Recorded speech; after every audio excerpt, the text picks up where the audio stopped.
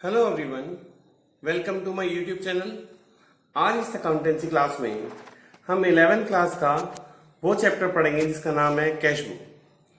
Cash book का मतलब है कि आपके पास पूरे महीने में या पूरे मंथ में कितना कैश का सोर्स हुआ और कितना कैश यूज हुआ। सोर्स यानी कहां कहां से पैसा आया, यूज यानी कहां कहां पैसा गया। जितना रुपया हमारे पास आया है इस महीने और उसमें से हमने जितना खर्च कर लिया है वो माइनस करने के बाद जो हमारे पास बचता है वो हमारा बैलेंस होता है। वही बैलेंस हम अगले साल यूज करते हैं, फिर उसमें ऐड करते हैं इन आया हुआ पैसा और खर्चा हुआ पैसा माइनस कर देते हैं। तो कैश का हिसाब किताब रखने के लिए जो अकाउंट बनाया जाता है उसका नाम है कैश बुक। आइए देखो, मैंने इसका मीनिंग भी लिखा है। Meaning of cash book: all the transaction relating to cash receipts and cash payment are recorded in the books of cash book. In the books of cash book. Clear? अब मैंने इसके लिए क्वेश्चन लिखा है। Enter the following transaction in a single column cash book.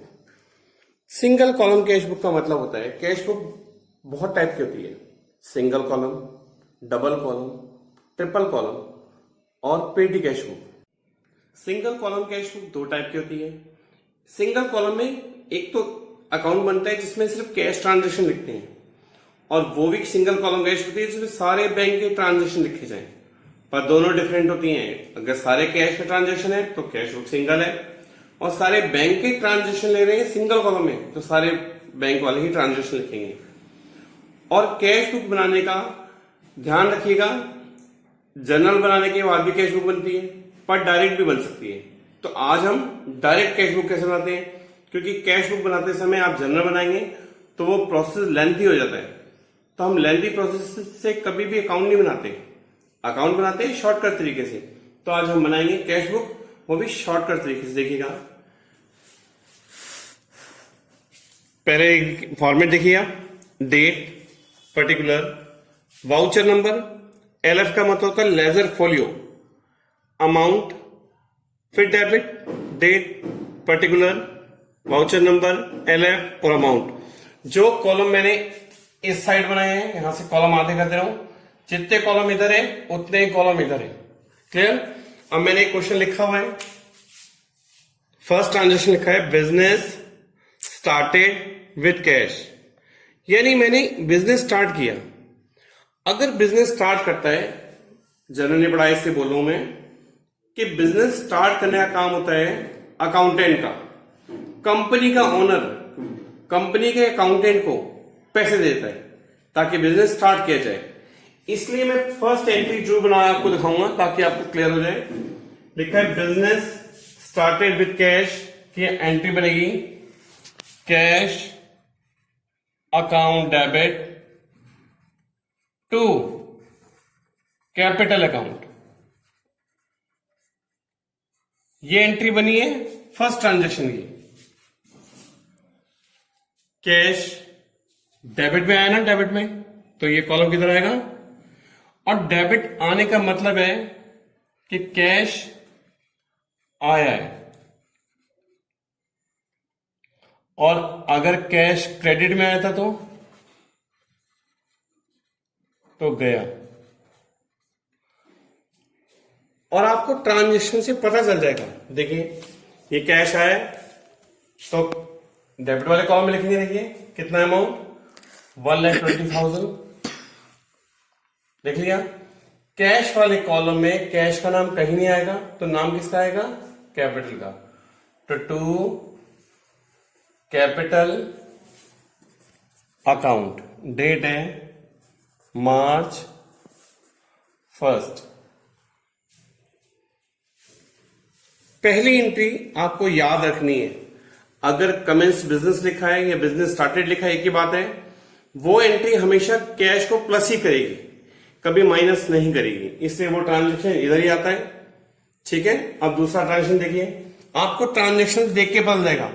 Bought goods for cash, मैंने 10,000 रुपए का सामान परचेज किया। जब हम सामान परचेज करेंगे तो कैश तो जाएगा, तो किधर लिखेंगे? इधर साइड में। देखिए कैश जा रहा है इधर और कैश आए तो इधर। तो हमारे पास से कितने रुपए चले गए हैं? 10,000 रुपए। तो हमने 10,000 रुपए लिख दिए। अब आपको रीजन लिखना है। रीजन किसकी वजह से पैसे गए? हमने बॉट करा ना, बॉट का मतलब होता है परचेज, तो परचेज अकाउंट। डेट है मार्च 2। नेक्स्ट देखिए, सोल्ड गुड्स फॉर कैश। अब हमने सामान बेचा है। जब हम सामान बेचते हैं तो पैसे आते हैं, तो किधर लिखेंगे? इस साइड। जब पैसा आए तो इस साइड और जाए तो उस साइड। तो कितने रुपए सामान सेल करें? 20,000 रुपए का, तो 20,000 लिख दिया हमने। देखो, और ये 20,000 रुपए आए किसकी वजह से? क्योंकि हमने क्या करा है? सेल। सबके नाम, सबके आगे अकाउंट लिखना जरूरी होता है। मार्च 3। नेक्स्ट देखिएगा, ये भी ट्रांजेक्शन हो गया, ये भी हो गया, ये भी हो गया। Sold goods to Ram. हमने सामान राम को बेचा है। राम का नाम क्यों आया? क्योंकि ये ट्रांजेक्शन जो है वो क्रेडिट है, यानी उधार है। उधार वाले ट्रांजेक्शन नहीं आते। हमें वो ट्रांजेक्शन लिखने हैं जिनसे पैसा आएगा, जिससे पैसा जाएगा। लिखा है receive cash from, receive from Ram. Ram से 38,000 रुपए मिले तो पैसा आया होगा ना, तो इधर लिख देंगे। जिनसे रुपए आए वो इधर, जिनसे जाए वो उधर। ये 38,000 रुपए कितने दिए हैं? राम ने ना, तो राम का नाम आ जाएगा। पर नाम के आगे अकाउंट लगाते हैं, ध्यान रखिएगा। डेट 4 मार्च। और लिखा एंड डिस्काउंट अलाउड, क्योंकि सिंगल कॉलम कैश बुक है इसलिए डिस्काउंट भी नहीं आएगा और बैंक भी नहीं आएगा, सिर्फ कैश आएगा। हमें राम से सिर्फ 38,000 रुपए मिले, हमने वही लिखने हैं। हमने उसे कितनी डिस्काउंट दी, कितने हमें वो नहीं दे रहा, हमें इससे कोई मतलब नहीं है। ये भी ट्रांजेक्शन नोट हो गया।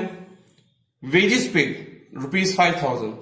अब हमने मजदूरी दी है, अगर हम वेजेस पे करेंगे तो पैसा जाएगा, तो 5,000 रुपए हमारे पास से चले गया।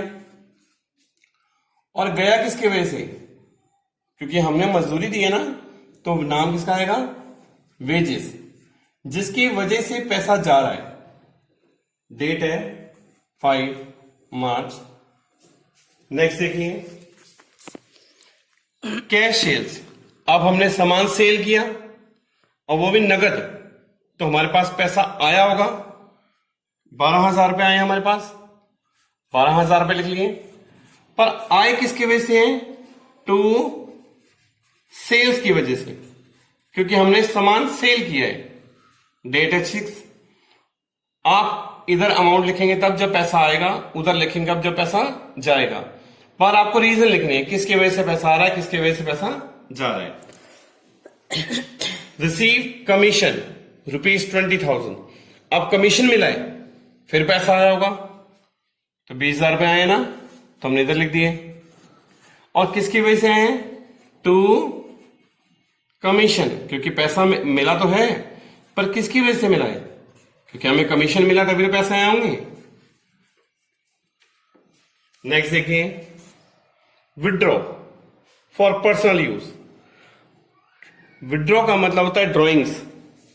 अगर कंपनी का ओनर अपने खुद सेल्फ के लिए पैसा बिजनेस से ले जाए, अगर मान लो मेरा बिजनेस होता और मैं वहां जाके 10,000 रुपए निकाल के घर ले जाता, तो बिजनेस से पैसा कम हो गया ना, तो कम हुआ तो किधर लिखेंगे? इधर। उसे कहते हैं ड्रॉइंग्स। तो लिखा है विड्रॉ फॉर पर्सनल यूज 1,000 रुपए, तो 1,000 रुपए बिजनेस से कम हो गए हैं, तो इधर लिखेंगे। और पर्सनल यूज का नाम होता है ड्रॉइंग्स। ड्रॉइंग्स का नाम है जब कंपनी का ओनर अपने सेल्फ यूज के लिए कोई अमाउंट विड्रॉ करता है। ये भी हो गया ट्रांजेक्शन। परचेज फर्नीचर 10,000 रुपए। अगर हम 10,000 रुपए का फर्नीचर परचेज कर रहे हैं तो हमारे पास से 10,000 रुपए कम हो गए होंगे। और कम हुए किसकी वजह से? क्योंकि हमारे पास फर्नीचर आया है। फर्नीचर आया और कैश गया। आप ध्यान रखिएगा, रीजन लिखिएगा सिर्फ। देखिए मैंने बनाते हुए इसमें कहीं कैश नहीं लिखा, कैश बुक है तो कैश कहीं नहीं आएगा, दूसरे नाम आएंगे। नेक्स्ट लिखा है गुड्स परचेज फ्रॉम रोहन, फिर नाम आ गया, इसका मतलब ये उधार ट्रांजैक्शन है, तो ये ट्रांजैक्शन नहीं लिखेंगे आप। पेड टू रोहन, रोहन को 20,000 रुपए दिए, लिखा पेड, लिखा है पेड, पेड मैंने जाना तो 20,000 रुपए गए तो हमने 20,000 लिख दिया, देखो माइनस में। बाय जिसको दिए उसका नाम है रोहन, तो बाय रोहन। नाम के आगे अकाउंट लगता है, बार बार बोल रहा हूं, बाकी सबके आगे अकाउंट लिखना होता है। डिपॉजिट इनटू बैंक, अब 50,000 रुपए बैंक में डिपॉजिट करें, तो अगर हम बैंक में पैसा डिपॉजिट करते हैं तो बैंक वालों को पैसा दे के आते हैं ना, तो हमारे पास से कैश जाता है, तो हमारे पास से कैश चलेगा तो किधर लिखेंगे हम, इस साइड लिखेंगे, और लिखेंगे क्या, कहां गए पैसे, बैंक में, तो टू बैंक अकाउंट। रीजन लिखेगा सिर्फ, बार बार बोल रहा हूं। Loan given to Shyam, Shyam को लोन दिया, अगर कंपनी लोन दे रही है तो हमारे पास से पैसा जा रहा है, पर श्याम के पास आ रहा है, हम श्याम का अकाउंट नहीं बना रहे, हम अपना कैश अकाउंट बना रहे हैं, हमारे पास से कैश गया, तो बाय लोन। नाम से मतलब नहीं होता, हमारे यहां वो ट्रांजेक्शन लिखे जाते हैं जिसकी इंपॉर्टेंट होती है। 30,000, ये 30,000 है, और ये जो इसकी डेट जो गिवन है वो दी है 14, तो यहां से कॉपी लिख देंगे, 14 कर देंगे यहां पे। इसके बाद नेक्स्ट ट्रांजेक्शन लिखा है चेक गिवन टू रोहन। अगर किसी पर्सन को चेक दिया जाता है तो ये अमाउंट उसके अकाउंट से कट हो जाती है, इसमें से ना तो कैश आ रहा है और ना कैश कहीं जा रहा है। अगर पैसा कम भी हो रहा है तो सिर्फ बैंक से कम हो रहा है, हमारे पास से कम नहीं हो रहा, तो ये ट्रांजेक्शन वो है जो बैंक से रिलेटेड है, हमारे पास से कैश पे कोई इफेक्ट नहीं पड़ेगा, इसलिए ट्रांजेक्शन कहीं नहीं आएगा। देखिए मैं कट कर दे रहा हूं पे। नेक्स्ट लिखा है विड्रॉ कैश फ्रॉम बैंक, अगर हम बैंक जाके पैसे निकाल लेते हैं तो हमारे पास कैश आएगा, तो इधर लिख लेंगे हम लोग, क्योंकि जितना पैसा आए वो इधर और जितना जाए वो उधर। तो इसका रीजन क्या लिखेंगे, ये पैसे जो 20,000 आए हैं वो कहां से आए हैं, बैंक से, तो टू बैंक। इसकी डेट गिवन है 16। अगर हम इस पूरे टोटल को करें तो इसका टोटल आएगा 2,30,000, क्लियर। और इसका टोटल करते हैं हम तो इसका टोटल आएगा 1,26,000। देखिए मैंने दोनों साइड टोटल कर लिया, टोटल, और इसका भी टोटल कर लिया है। ये टोटल वो है जो हमारे पास कैश आया है, और ये वो टोटल है जो हमारे पास से कैश गया है।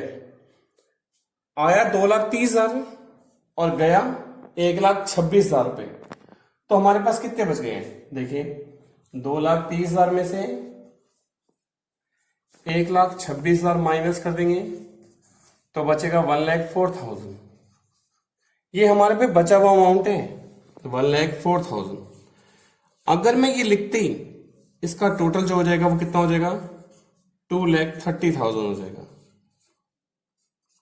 क्लियर हो गया कितना, देखिए 2,30,000 में से 1,26,000 माइनस करा तो कितना बचा, 1,04,000। इसे लिखेंगे क्या, बाय बैलेंस सीडी। इसकी डेट हमेशा लास्ट होती है, लास्ट, जैसे इस मंथ की लास्ट डेट, जो भी क्वेश्चन चल रहा हो, मार्च चल रही है इसमें, तो मार्च के सबसे लास्ट 31 मार्च। जो बैलेंस सीडी है इस टोटल के नीचे लिख देंगे to balance brought down 1,04,000। Date होगी अगले महीने की 1 तारीख, अप्रैल 1। अगर ये साइड ज्यादा होता और ये कम होता तो ये बैलेंस इधर आ गया होता सीडी, और ब्रॉट डाउन हो जाता जस्ट नीचे। इसके बाद आप इस टोटल को पूरे को क्लोज कर दीजिएगा ऐसे कि ये मेरा पूरा क्वेश्चन प्रिपेयर हो गया है।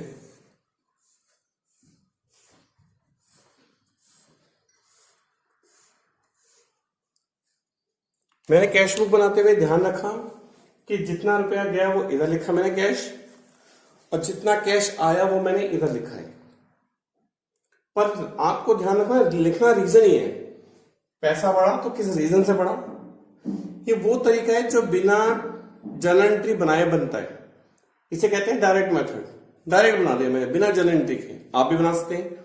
और आप कोशिश करिएगा कि जो मैं क्वेश्चन अपने डिस्क्रिप्शन में लिखूं वो आप सॉल्व करें। अगर आपको मेरा वीडियो पसंद आया हो तो प्लीज मेरे चैनल को लाइक करें, शेयर करें, सब्सक्राइब करें और प्रेस करें bell icon. Thank you, have a nice day.